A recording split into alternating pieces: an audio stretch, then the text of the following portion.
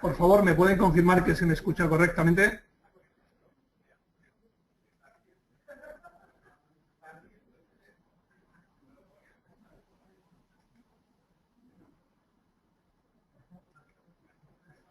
Perfecto. Doy por hecho que también ven mi pantalla, ¿verdad?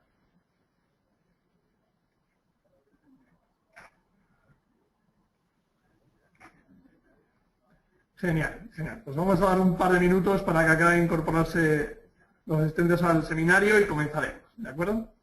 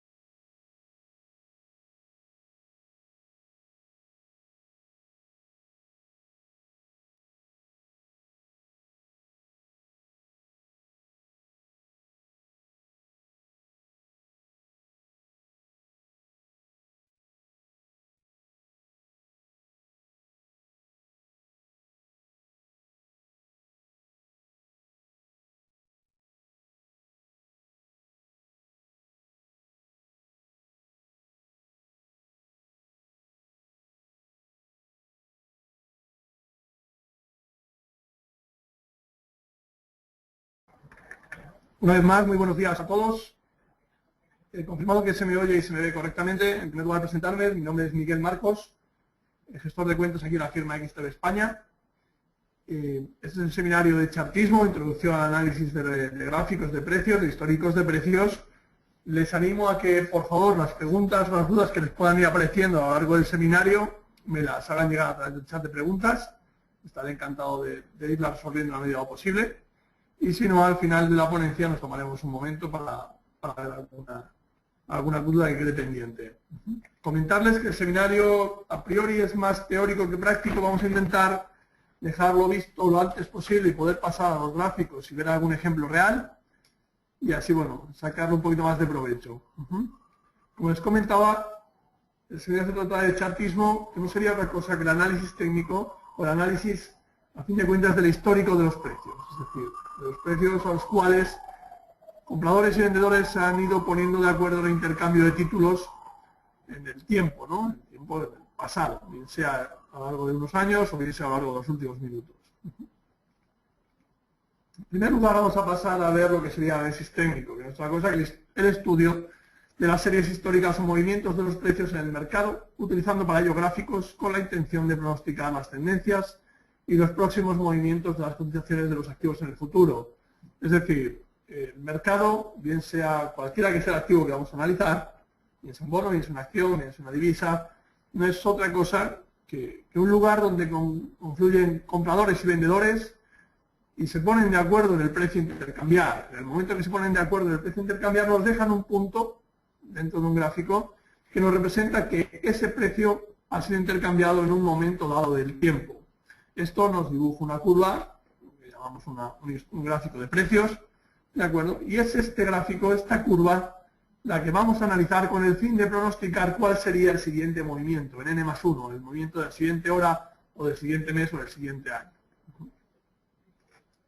Dentro del análisis técnico diferenciaríamos dos claras vertientes, por así decirlo. Por un lado el chartismo, que es el objeto de este seminario, y por otro lado el análisis cuantitativo, que será objeto de un seminario posterior, no hoy, sino en otra ocasión, que impartiré yo o bien uno de mis compañeros, donde trataremos varios indicadores. El chartismo, como les decía, se basa pura y duramente en análisis gráfico de figuras, formaciones reconocibles en el precio o en el histórico de precios, es decir, determinadas características que al final se vienen repitiendo en los mercados y que acaban dando lugar a un determinado movimiento de los precios.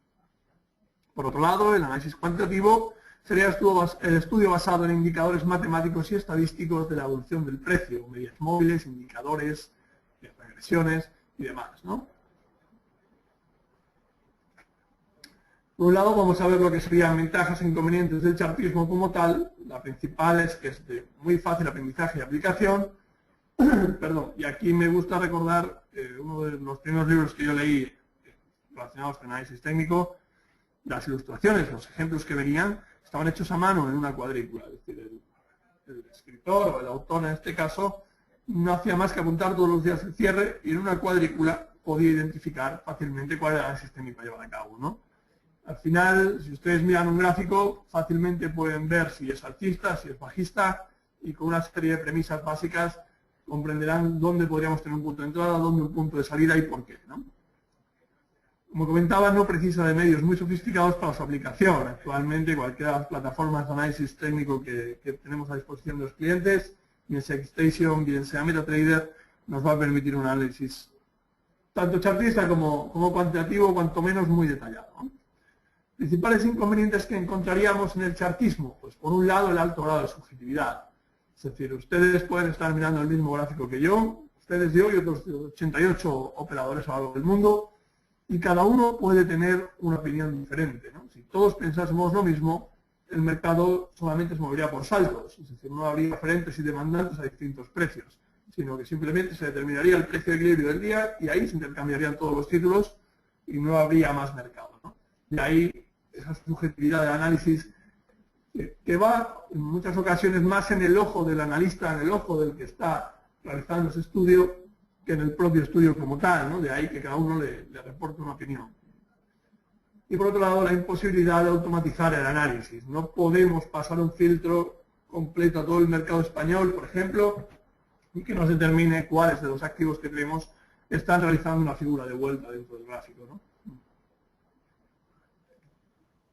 Por el lado del análisis cuantitativo, las principales ventajas que encontraríamos sería la objetividad del análisis, es decir, la pendiente de la media móvil de 20 sesiones del SP500 es positiva, sí o sí, es decir, es un número, es un dato y es totalmente objetivo, ¿no? No ha lugar a interpretación. Por otro lado, podemos automatizar el análisis, es decir, podemos pasar un filtro que nos diga cuáles de los activos que cotizan en la bolsa española se encuentran sobrecomprados según un indicador RSI o un indicador estocástico, ¿no? O al final cualquiera de los otros análisis que queramos hacer cuantitativamente y nos va a dar un filtro exacto y perfecto, ¿no?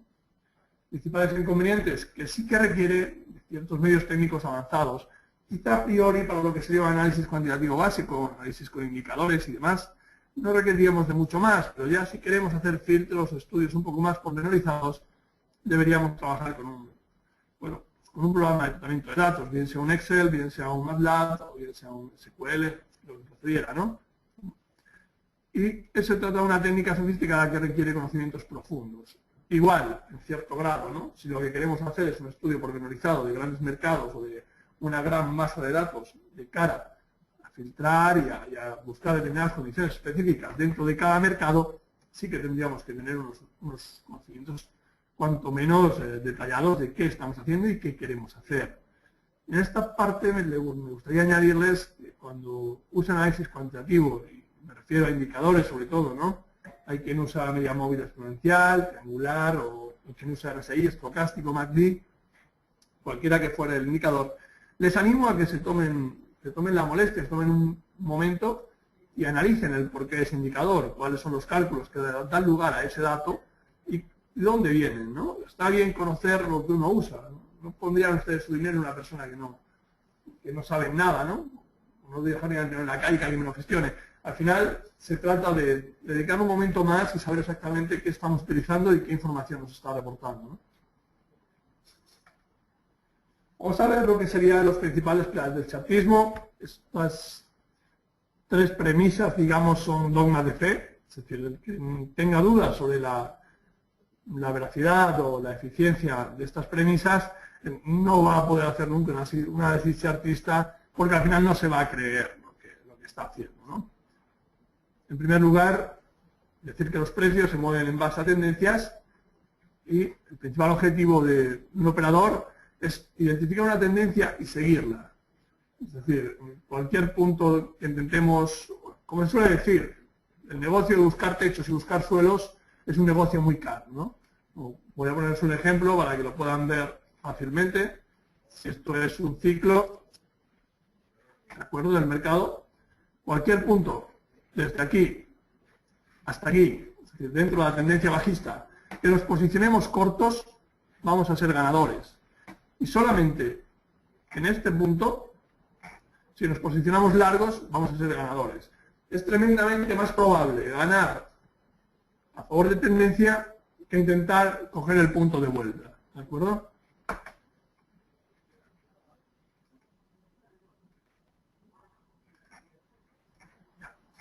En la cotización se ven reflejados siempre todos los factores. El precio lo descuenta todo y el gráfico contiene toda la información. Es decir, cualquier información que repercuta a un mercado, que tenga que ver con un activo o que realmente vaya a producir un movimiento en el mercado en el momento que es pública, está descontada por el mercado. ¿Por qué?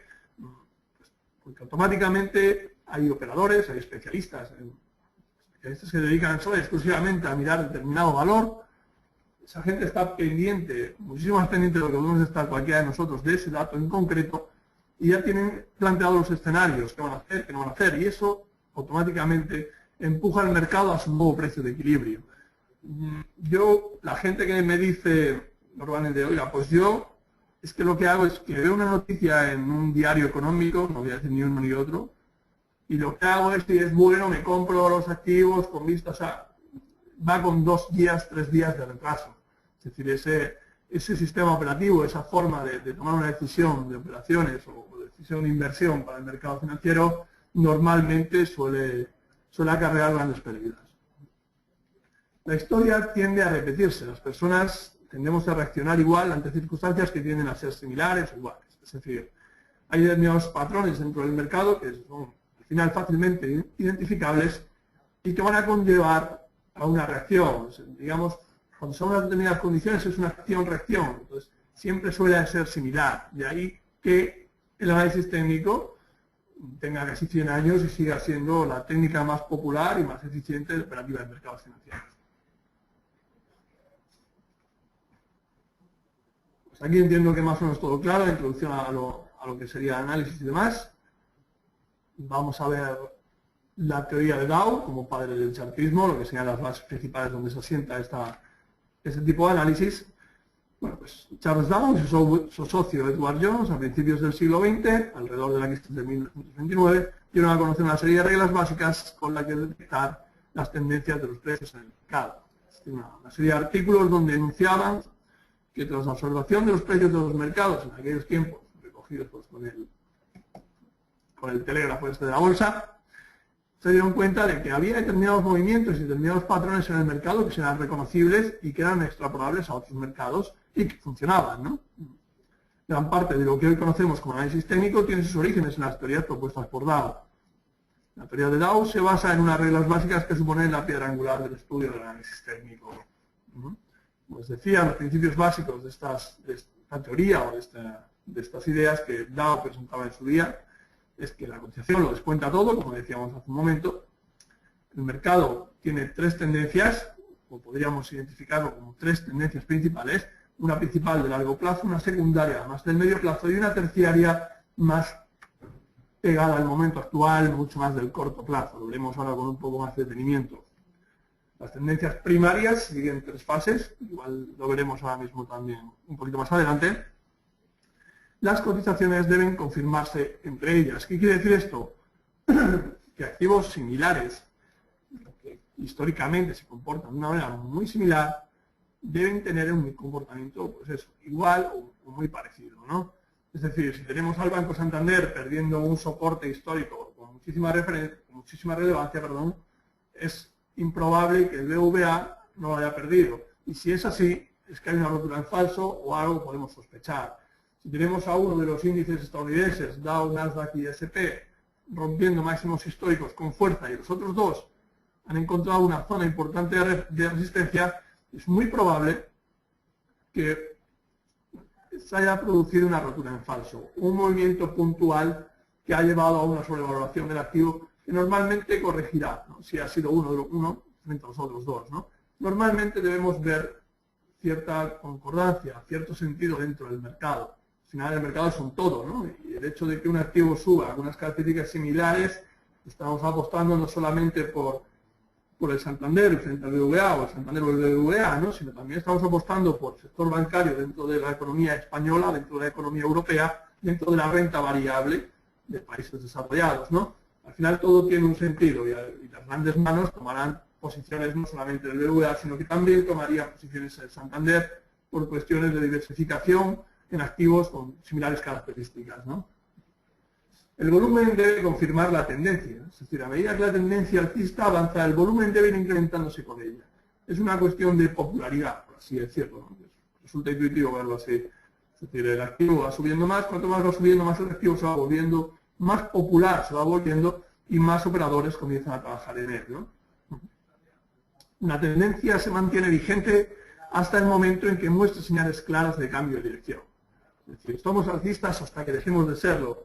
No debemos anticiparnos, no debemos creer que el mercado ya ha hecho un techo. Oiga, cuando rompa mi tendencia alcista, ya tomaré posiciones bajistas si es conveniente hacerlo, pero mientras sigamos moviéndonos sobre esta directriz que guía los precios al alza, no tengo por qué creer saber más que el mercado propio y tomar una decisión contraria, ¿no? Que al final, normalmente, en un porcentaje elevadísimo de los casos, acaba saliendo mal.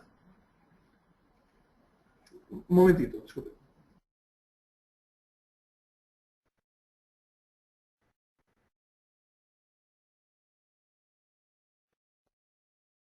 Sí, disculpe. Hasta aquí lo que sería la parte más teórica de qué estamos hablando, de dónde venimos y hacia dónde vamos con esto del análisis técnico o el análisis chartista más puro, ¿no?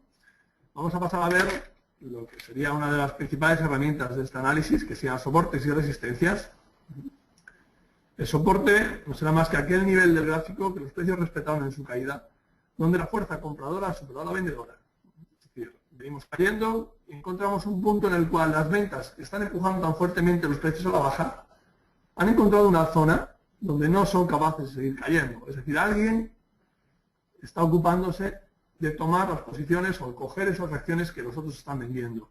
Alguien con la suficientemente fuerza, o un grupo de inversores, o simplemente el mercado, porque sí, tal como ente, en el punto en el cual los precios rebotan, es decir, hay un rechazo de los precios en esa caída. Encontramos lo que se llama una zona de soporte. El soporte tendrá más consistencia cuanto más veces haya sido probado y cuanto más volumen se negocie estas pruebas. ¿De acuerdo? La resistencia sería exactamente lo contrario, niveles donde los precios no han conseguido continuar su senda alcista. ¿Por qué? Porque pese a que la demanda continúa siendo fuerte, hay una parte que está vendiendo, hay una parte de oferentes que son tan fuertes o más y que impiden que el precio continúe ascendiendo, ¿no? Al final se trata de una cuestión prácticamente psicológica, ¿no? Los soportes y las resistencias se forman en niveles de precio, lo que se llama puntos pivotes, ¿no? O niveles de congestión, ¿no? Donde se negocia, hay una intensidad de negociación, se producen luchas entre oferentes y demandantes y a partir de ahí se decide cuál es el rumbo o el siguiente paso de este mercado, ¿no? Como les decía, una resistencia superada se convierte en el futuro en un soporte y a su vez soportes perforados se convertirán en un futuro en resistencias de precios. ¿Cómo explicamos esto? Imaginen que ustedes tienen comprado, no sé, acciones del Banco Santander, no voy a ser tampoco redundante, a 5 euros. Y ustedes saben que analizando el histórico de precios, los 5 euros son una zona de soporte. Cuando Santander baja ahí, ustedes automáticamente, según las experiencias que han analizado en el gráfico, las experiencias vistas, ¿no? O observadas, en 5 consideran que siempre se produce un rebote. Pues me voy a comprar en 5 porque lo más probable es que el precio vuelva a 6, por ejemplo. Y de repente ustedes compran y el precio se va a 4. Asumen un 20% de pérdida y se van fuera. En este momento que el precio que ha ido a 4 vuelve a 5, su interpretación que tenían ayer de que en 5 era barato, porque siempre que llegaba a 5 el precio rebotaba, ha cambiado radicalmente. Ahora su experiencia es la siguiente. Dice, oiga, yo compré en 5 porque el precio históricamente rebotaba en 5 y resulta que perdí un 20%. Lo que tengo claro, lo que me hace pensar, o lo que me induce a pensar que, oiga, 5 no es un precio barato, es un precio caro, porque la última vez que compré ahí perdí dinero. De ahí que en esa zona donde ustedes habrían sido potenciales compradores en la zona de 5, ahora son potenciales vendedores, porque consideran que esa zona no ha funcionado como zona de resistencia de precios, o sea, de soporte de precios, sino como zona de resistencia en este caso. Ambos niveles representan una batalla entre la fuerza compradora y vendedora en el que siempre existe un ganador. Es lo que hablamos, no son datos, no son puntos exactos en los gráficos, no son los 5.00, ¿no? Sino que son inmediaciones, son rangos de precio donde se acumula la negociación, donde se intensifica el movimiento o el intercambio de títulos, ¿no? Porque suelen ser niveles de congestión, puntos pivotes, ¿no? El conocimiento histórico proporciona información para la interpretación de estos niveles y realizar órdenes de compra-venta más acertadas. Es decir, el analizar el gráfico, hacer un análisis top-down que llamamos, es decir, mirar qué ha pasado, de dónde venimos, cuál es la situación histórica, en qué punto de esa situación estamos y qué está pasando ahora, nos ayuda a predecir el siguiente movimiento. Es decir, podemos estar viendo un movimiento alcista en un gráfico a 5 minutos y resulta que de repente se para y dice, oiga, ¿por qué se para? Porque está usted en una resistencia de gráfico diario. Es decir, ahí hay un punto de congestión que usted no ha identificado porque estaba tan cerca del mercado que no le permitía percibir el concepto o el mercado en su totalidad, ¿no? El tema de la soporte resistencia es más o menos claro, caballeros.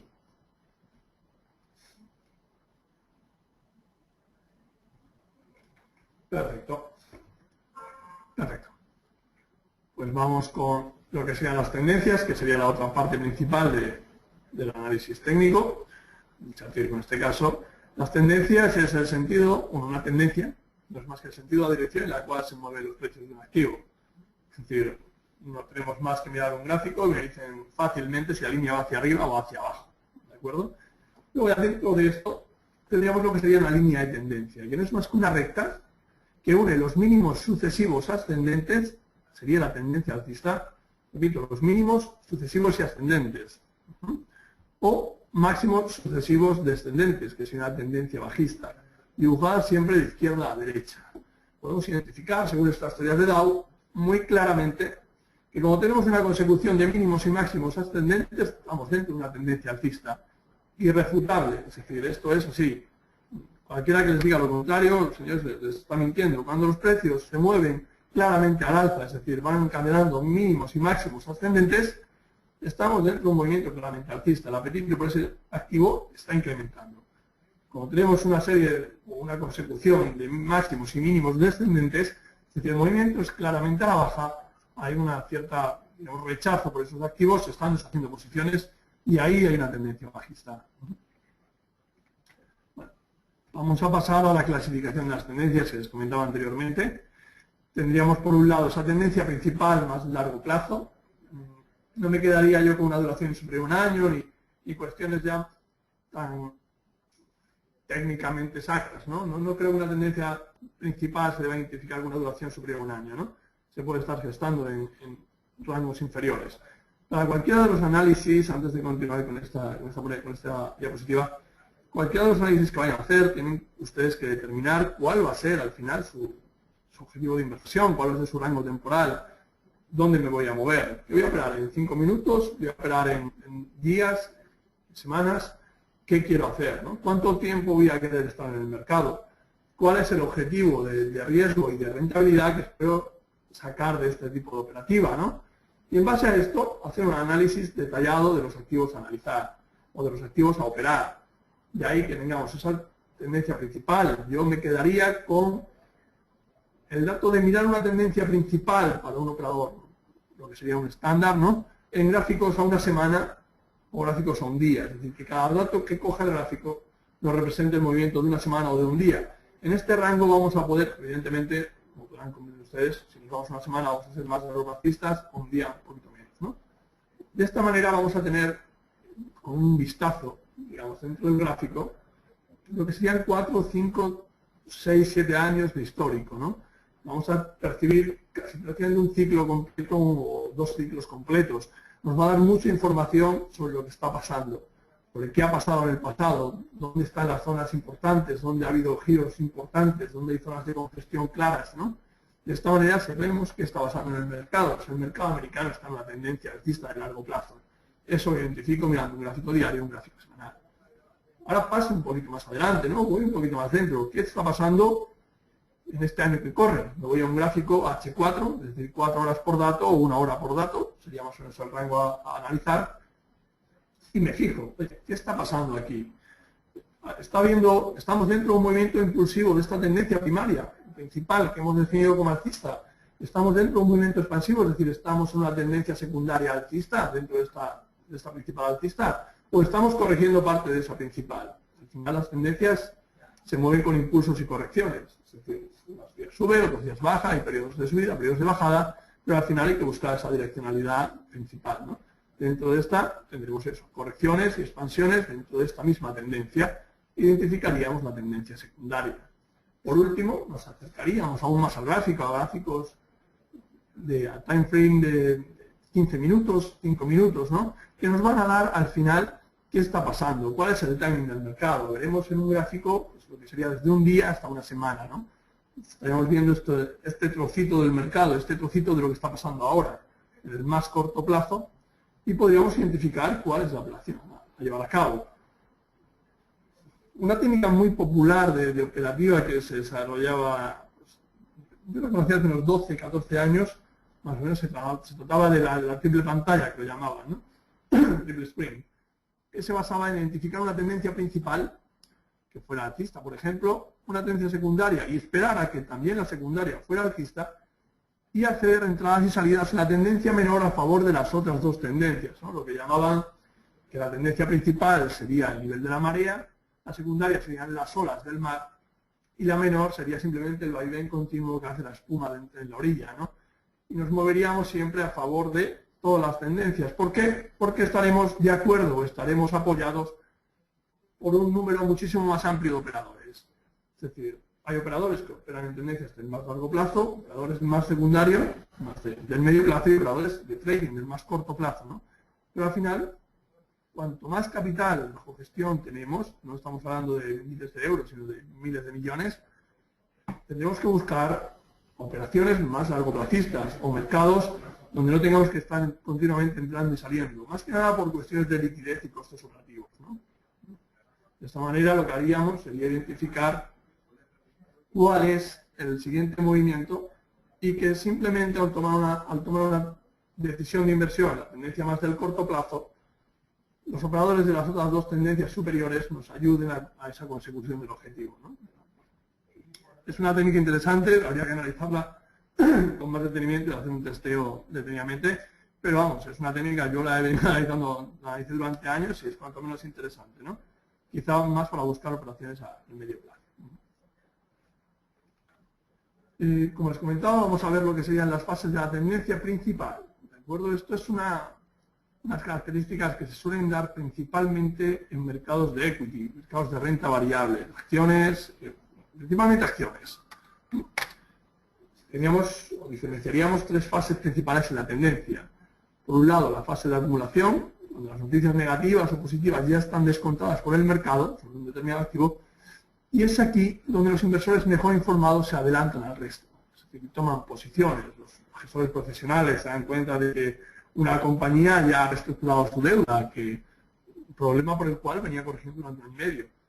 Ya no puede caer mucho más, es decir, el cambio se ha producido, efectos reales, ¿no?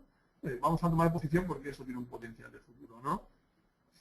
Por otro lado, la siguiente fase sería esa fase de euforia, que es la fase donde participa de la participación pública. Todo el mundo sabe que hay una tendencia y se monta en ella.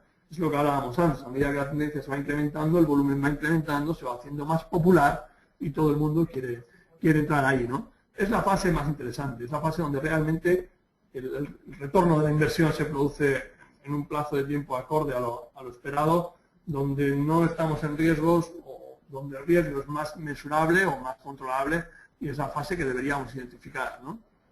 Y por último tendríamos la fase de distribución, que es los menos despiertos compran lo que los despiertos venden, es decir, los que tomaron posiciones en las fases de acumulación están deshaciendo esas posiciones, y siempre hay inversores, y permítanme, tampoco quiero menospreciar ni ofender a nadie, pero que han leído en la expansión de hace 4 días que una empresa está subiendo, ¿no?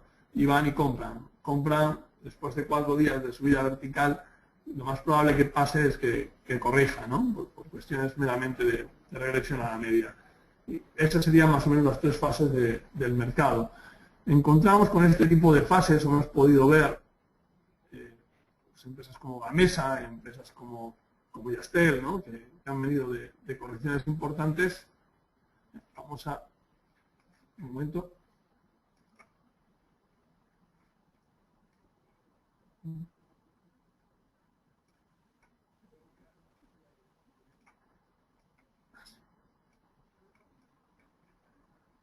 Vale, quería, bueno, identificarlo. Si pudiera... Bueno, pues hasta aquí tendríamos la diferenciación dentro de una tendencia. Ya les digo, este tipo de movimientos se suelen dar, sobre todo en activos de renta variable, en acciones y demás. Es más complicado, en índices también lo podemos encontrar, pero es más complicado encontrarlo, por ejemplo, en un bono o encontrarlo, por ejemplo, en una divisa, ¿no? Porque al final lo que está cotizando no es un activo como tal, sino la relación de un activo con respecto a otro. Digamos que teníamos el doble de input, el doble de información a sopesar, a cuestionar, lo cual hace que sea muy improbable que se den fases de acumulación, ¿no? Fases donde la latencia del mercado es tal que se queda parado, ¿no? No es muy habitual.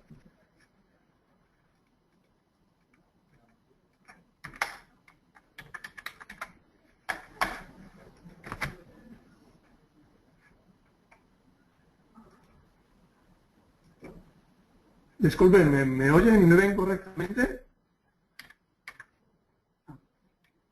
No, perdón, se había quedado un poquito parado. Disculpen, se había quedado un poco parado todo mi ordenador. Discúlpenme. Vale, vamos a ver el derivado de las tendencias, pues vamos a ver los canales, ¿de acuerdo?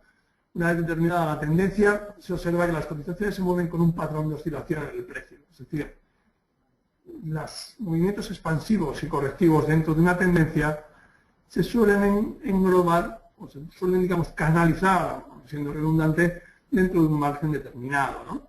Esto lo que nos da lugar es al diseño o a la observación de un canal. Es decir, tenemos movimientos expansivos y correcciones, y no solamente guiadas por una directriz alcista o, por ejemplo, una directriz bajista, sino que la paralela a esta, digamos, hace las veces de punto objetivo y retroceso, punto objetivo y retroceso, ¿no? Intentaría dibujarlo, pero vamos a ver a ver si puedo. Disculpen. Lo vamos a ver ahora en el gráfico, no hay problema. Gráficamente se representa perdón, como una línea paralela a la de tendencia en la que los precios se apoyan y rebotan. Tendríamos 3 tipos de canales, al igual que tenemos 3 tipos de tendencias. Por un lado, tendencias alcistas, con su paralela nos dibujarían lo que serían canales alcistas, tendencias bajistas y su paralela nos dibujaría canales bajistas y movimientos de estancamiento entre soportes y resistencias que nos darían lugar a movimientos laterales o canales laterales. Vamos a pasar, si les parece, antes de pasar a las consideraciones generales, pasaríamos a ver la plataforma MetaTrader y vamos a dar una vuelta y ver algún análisis más detallado. No sé si prefieren que analicemos algún activo en particular que tengan ustedes en mente o que quieran que demos una vuelta y le veamos y hagamos un análisis más detallado del mismo.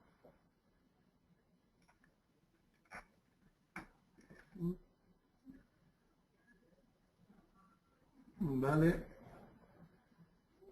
Me comentan el DAX. Google, no sé si lo tengo, Adán, en esta plataforma.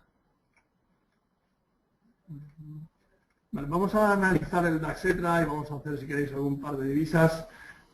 Adán, miraré Google y le comento luego un poco más de detenimiento, ¿de acuerdo?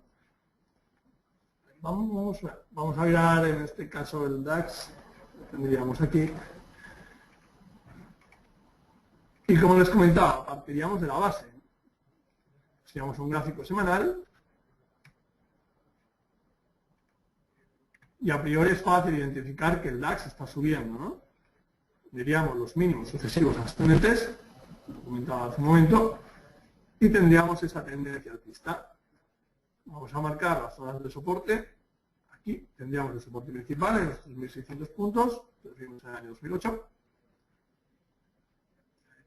Aquí tendríamos otro soporte claro. ¿Por qué? Porque tras una bajada fuerte de los precios hemos visto un rebote muy claro. Aquí, de nuevo, una corrección fuerte y hemos visto un giro en el mercado bastante claro. Vamos a intentar, como comentábamos, canalizar estos movimientos de los precios.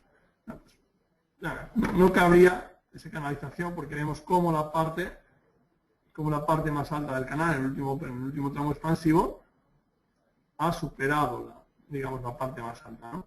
Como les comentaba, tendríamos movimientos expansivos, correcciones y más movimientos expansivos, ¿no? Quizá o probablemente pues veamos movimientos correctivos, ¿no?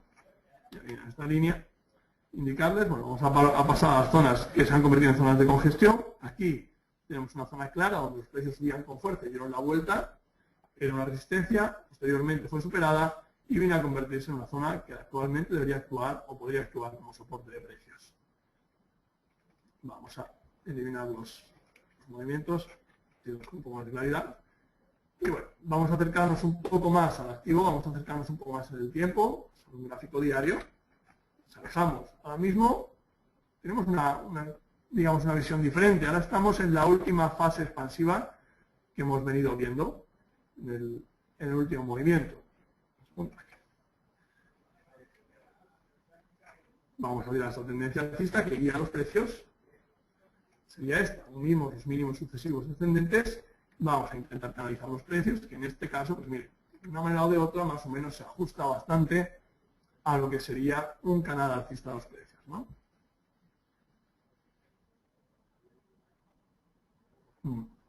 Vamos a ir, Roger, vamos a ir avanzando en el análisis y vamos a ir acercándonos hacia el timing actual o cómo está el mercado en este momento exacto del tiempo. Primero quiero que tengamos claro de dónde venimos y dónde están las zonas especiales de congestión, ¿no? Aquí arriba, como pueden observar, tendríamos la zona de resistencia clara de precios, ¿no? De los 10.000 puntos aproximadamente, las mediciones de los 10.000, hay una zona de resistencia, los precios han llegado ahí y no han sido capaces de superarlos, ¿no? Más o menos tendríamos este análisis. Marcaríamos como zonas de posible soporte, la que hemos marcado ahí. Aquí tendríamos una zona de giro muy clara. Pueden ver que subió, cayó con fuerza y luego actuó como resistencia y posteriormente como soporte, ¿no? Y nos quedaríamos con estas inmediaciones. ¿De acuerdo? Como otra zona clara de soporte. Y más o menos sería un análisis detallado de cómo estaría el DAX en un gráfico más o menos de largo plazo. Vamos a acercarnos un poquito más a un gráfico H1 para ver qué comportamiento está teniendo el DAX o es un H4 para identificar algún tipo de comportamiento más particular. Los que conozcan el DAX, yo te lo lo veo cada día 150 veces, más o menos, pues lo conozco bien, sé que aquí tuvo un proceso correctivo de estancamiento, ¿de acuerdo? Podríamos hablar, se formó lo que sería una zona de congestión rectangular, ¿no? Que a partir de arriba, o un nombre de cabeza, hombro de continuación, diferentes nombres para la misma figura al final, ¿no? Es una zona de consolidación del movimiento. Vemos que había una presión bajista a los precios, en dos líneas paralelas azules que empujan los precios al alza, y por abajo la zona de soporte que estaba, digamos, aguantando los precios, donde entraban las compras y hacían rebotar el precio. Estaríamos hablando de esa zona de los 9.000, ¿no? 8.900, 9.000 puntos.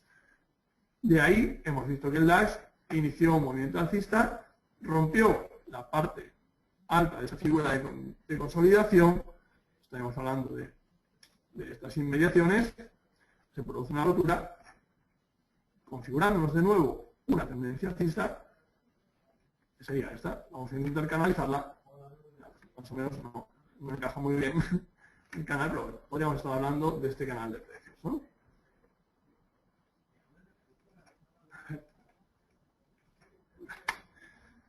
Y ese movimiento alcista se ha roto, digamos, de nuevo, chocando con la tendencia alcista de largo plazo que hemos planteado. Lo que encontramos es que en esta zona se ha configurado una importante zona de resistencia para el DAX alemán. Pues, oiga, mientras el DAX esté por debajo de 2.427, parece que está encontrando un punto de apoyo en esta zona que empujó el precio a la baja y parece que ha encontrado una zona de apoyo justo, pues vamos a marcar esta zona.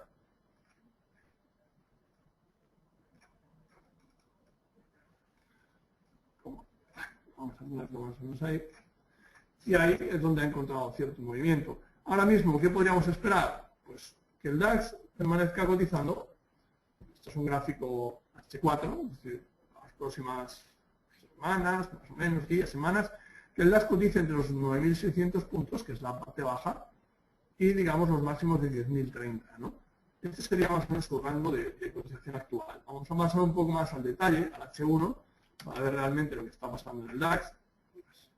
Vamos a borrar el rectángulo, o el círculo, y lo que tenemos es un movimiento. Claro, el DAX es una zona de máximos, comenzaron los problemas en Europa, bueno, en Portugal, para ser un poco más concretos, y lo que vimos fue un movimiento bajista del DAX, en el corto plazo, un movimiento tendencial bajista. Esa tendencial bajista ha encontrado un suelo claro en esta zona de soporte, ¿de acuerdo? Es decir, el soporte ahora mismo en el DAX está en 9.618, 9.600, ¿no? Vamos a poner 615, 620 como zona principal soporte. Dibujó aquí una figura de doble suelo, cuyo recorrido se esperaba eran prácticamente 90 puntos, que nos cumplió ayer. Desde ahí ha vuelto a corregir y desde ahí ha vuelto a iniciar un nuevo movimiento al alza. Podríamos incluso identificar una figura de vuelta de esa corrección, como un hombro cabeza a hombro, cuya línea clavicular marcaríamos sería esta, y cuyo objetivo, este movimiento, lo marcaríamos, pues eso, de unos 180 puntos al alza, que debería ser prácticamente la zona, o muy cerca de la zona de los máximos de los 10.000 puntos, ¿no?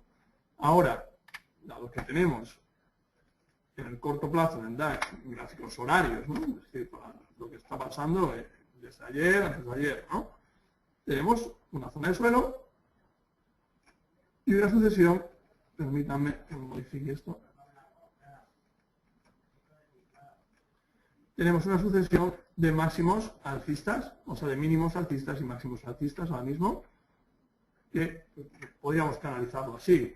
¿Qué podemos esperar? Pues, en primer lugar, que el DAX pueda corregir en el más corto plazo, quiero decir, a esta zona de soporte, que actuó ayer o antes de ayer como resistencia, y que pueda continuar con ese movimiento expansivo. De no ser así, podríamos ver que el DAX se acerque un poquito más abajo hacia esa tendencial del más corto plazo que está guiando los precios. Es decir, que podamos ver movimientos aquí a esta zona 9.760, ¿no? 9.780. Ahora, ¿qué está pasando en el ultracorto plazo? Pues en el ultracorto plazo lo que tenemos es que el DAX arrancó con un fuerte movimiento alcista y ahora mismo ha encontrado un techo en la zona. A ver, un segundo.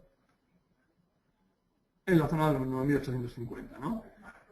Mientras se mantenga por encima de eso, ahora mismo la idea sería, tenemos un activo de largo plazo alcista, en el corto plazo con cierta lateralidad, encajado en una zona bastante de congestión, y en el corto plazo, o en el más corto plazo, parece que acaba de terminar un movimiento alcista, una aceleración alcista. ¿Qué podemos esperar? Ciertas correcciones. ¿Tomaríamos una posición bajista con vistas a que el DAX pueda moverse hacia estas zonas de 9.800 o quizá por abajo? Pues a priori, o mi opinión, sería que no. Preferiría esperar a que el DAX le pueda ofrecer una zona de entrada en las inmediaciones de los 9.790, 9.800 para poder posicionarme de nuevo en largo. O incluso esperar a que el DAX pueda buscar en 9.750 un apoyo en este canal del corto plazo para darme un movimiento a favor de la tendencia. Es decir, pues si ahora mismo el DAX nos ponemos cortos y antes de llegar a nuestro objetivo genera un nuevo impulso alcista, imaginen, me lleva los precios a 9.950 o incluso a 10.000 puntos, estoy atrapado, porque el mercado de fondo es alcista. Más o menos hemos entendido cuál sería el procedimiento para hacer un análisis detallado.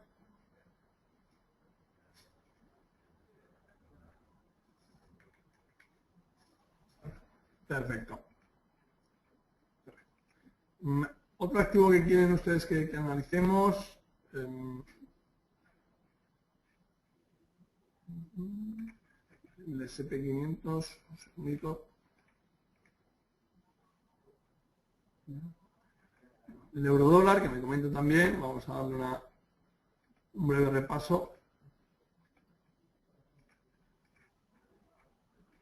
En primer lugar, indicarles que los mercados de divisas, como ustedes sabrán o como podrán identificar fácilmente, no siguen el mismo funcionamiento que los mercados de acciones. Al final, en un mercado de divisas, lo que cotizan es la relación entre una y otra divisa. Al final, sí, hay que llevarlo a la práctica. Evidentemente, hay que hacer un análisis pormenorizado y a partir de ahí yo les recomendaría que planteen escenarios. Es decir, que planteen escenarios claros de qué quieren hacer y cómo lo quieren hacer. Y aquí, por ejemplo, vamos a poner un gráfico diario euro-dólar, ¿vale? Que sería, por ejemplo, un caso bastante visible. Pues oigan, si vemos a euro-dólar que estaba moviéndose en una tendencia alcista, ¿no? Que estaba moviendo los precios y que ha sido rota, que ha encontrado una zona de resistencia en estas inmediaciones, lo más probable es que realmente corrija. Oiga, ¿lo va a corregir o no va a corregir? ¿Hasta qué puntos va a corregir? Pues lo que tengo que hacer es marcarme qué puede pasar o qué espero que pase y qué espero que no pase. Partiendo de esa idea, ¿cuánto espero ganar? Espero ganar 1. ¿Y cuánto estoy dispuesto a perder? ¿O cuánto me implica ganar ese 1? ¿Cuánto riesgo estoy asumiendo? Y esto tenemos que verlo con cierto detenimiento. Imagínense, ustedes deciden ponerse cortos. Este es el análisis que acabamos de hacer del DAX alemán. Imagínense que vamos a ponernos cortos. Teníamos que determinar que en el momento en que el DAX vuelva a superar este último máximo que hizo ahí, en 9.852, 93, me tengo que ir fuera. ¿De acuerdo? ¿Y cuál es mi objetivo? Pues oiga, mi objetivo hemos marcado que sería pues que venga a la zona de 9.800. Vale, pues dado que estamos en esta situación, vamos a marcar. Si ahora mismo el DAX cotiza aquí, digamos que esta sería mi parte de riesgo, y esta de abajo sería mi parte de potencial beneficio. ¿Vale? Vamos a poner el riesgo en rojo. Y esta sería la configuración de mi operación. Ahora mismo, a simple vista, puedo detectar que la parte de verde, es decir, lo que espero ganar es mayor que lo que espero perder. Entonces, de entrada me interesa hacer la operación. Si fuera al revés, evidentemente no lo haría, ¿no? Es una operación hipotética para darle un punto más a este seminario que creo que puede ser muy útil para ustedes. Ahora, en base a esto, tengo que calcular cuánta distancia hay desde el punto de entrada hasta el punto de riesgo. Pues mire, hay 19 puntos de DAX, etc. Oiga, si son 19 puntos, permítanme, 19 puntos por 25 euros cada punto en el DAX serían 475 euros por cada lote. Pues son 475 euros por cada lote. ¿Cuánto es mi riesgo personal? ¿Cuánto puedo perder yo? Yo puedo perder solamente 50 euros por cada operación, o puedo perder 5.000 euros por toda operación. Oiga, pues para el que quiera perder 50 euros, sabe que tiene que tomar una posición de 0,1. Y para el que pueda perder 5.000, puede tomar una posición de 10 lotes de DAX. Pero no tomar una posición por defecto de un lote de DAX, si tengo una cuenta de 1.000 euros y está asumiendo 500 euros de riesgo en la primera operación o en esta operación en concreto, digamos que estoy a merced de que en el momento que falle una operación, las minusvalías pueden dejar a mi cuenta en una situación bastante delicada. Bueno, volvemos un momentito al eurodólar, que les quería mostrar, indicarles que, bueno, las divisas, en diferencia de lo que serían los activos de renta variable, pues índices de renta variable o de renta fija, índices de bonos o bonos a 10 años, T-Note, el Bund, o las materias primas como tal, al final son un activo cotizado, ¿no? Cuyo precio se mueve hacia arriba o hacia abajo según condiciones de oferta y demanda. Los mercados de divisas, la peculiaridad que tenemos es que lo que tenemos cotizado es la relación entre una y otra economía, entre una y otra divisa. ¿Qué quiere decir? Esto es el gráfico del eurodólar, el gráfico diario. Para identificarlo fácilmente, igual esto puede sonar muy básico, pero bueno, no está mal decirlo por si a alguien le queda alguna duda. Lo que hacemos es, esta es la relación, el posicionamiento relativo de una economía frente a la otra, del euro frente al dólar. Para identificarlo, para el que no lo tenga muy claro, yo me gusta hacerlo de esta manera. Me gusta explicarlo de esta manera. Aquí, en la parte de abajo de la línea, perdonen que me cuesta un poco, está cotizando el euro. Y la parte de arriba de la línea, digamos que sería el terreno del dólar. Entonces, cuando la línea va hacia arriba, es porque la parte del euro gana fuerza frente a la parte del dólar. Y viceversa, cuando el dólar se aprecia y el euro se deprecia o se mantiene estable, vemos cómo la línea se reduce hacia abajo. ¿Vale? Es una cuestión bastante peculiar, bueno, bastante simple, ¿no? Pero bueno, está bien explicarlo porque creo que puede ser de cierta utilidad, ¿no? Y bueno, haríamos la misma, como comentaba anteriormente, marcaríamos cuál es el escenario, imaginemos que este es el euro dólar, tenemos marcado claramente en la zona del mes de junio del año 2012, realizamos una zona de mínimos con la crisis con los movimientos propios que hubo en aquella época, concretamente la crisis de deuda europea. Vamos a intentar analizar los precios, estaríamos hablando, tenemos que analizar por aquí. Verán que buscamos zonas de referencia. Miren como aquí se apoyó, aquí roto, y al final se ha ido moviendo al alza, ¿no? Pues esta, y lo que tenemos que es, pues que tenemos ahora mismo el euro dólar apoyándose en la parte baja de este canal alcista. ¿Qué cabe esperar? Pues acerquémonos un poquito más. ¿Cómo están? Pues aquí tenemos una zona de resistencia bastante clara, la zona 1.3940 más o menos, y desde ahí ha empezado un movimiento correctivo para el euro dólar.